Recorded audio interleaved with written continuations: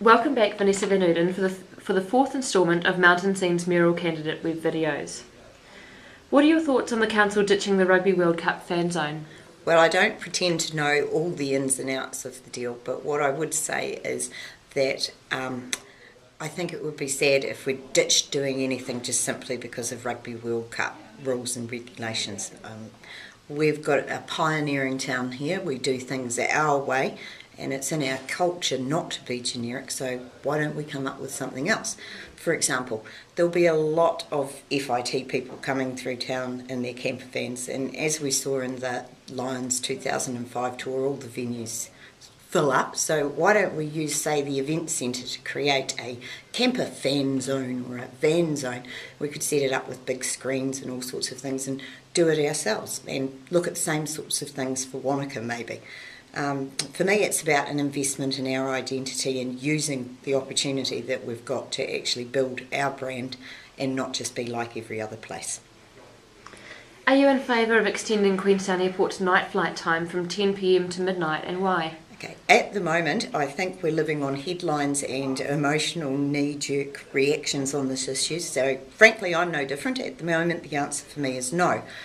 But I think if you ask anyone in aviation circles in Queenstown, night flying into our airport has massive issues with it, and these things sort of take years to plan for and organise. But for me, there's simply not enough information available yet in the community for anybody to give a conclusive yes or no. For example, we don't know how far down the track the thinking is, we don't know everything that's involved, we don't know what big airlines feel about it, whether they support it or oppose it, we don't know what time they want to start flying in the morning and how that might impact on people when they leave and the infrastructure required, and therefore we don't actually know how big the impact is going to be on us and the rest of the community. I think we all need to get assured that there'll be full consultation and a full open sharing of information before we take a position. And what I'd like to do is have a local think tank so that everybody can get involved, get all the parties sitting around the table together, share all the information, and then we can all make an informed decision. And finally, what are your views on the current council increasing parking charges and decreasing free parking spaces in town? And can you offer a better alternative? Well, given that I've voted no on the issue every time it's come before us, I don't have a better alternative because I think the status quo.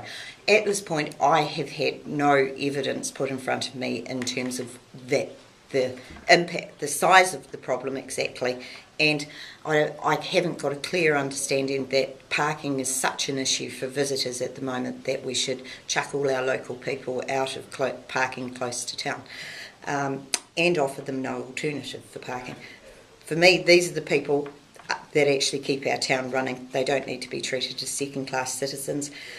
One of the reasons we've been given for the changing in parking is to try and encourage people to use the public bus service, which I support, but the reality is that that doesn't actually work for everybody because in some cases it's more expensive for them or they need their car during the day to go and do their work, so it's not an alternative.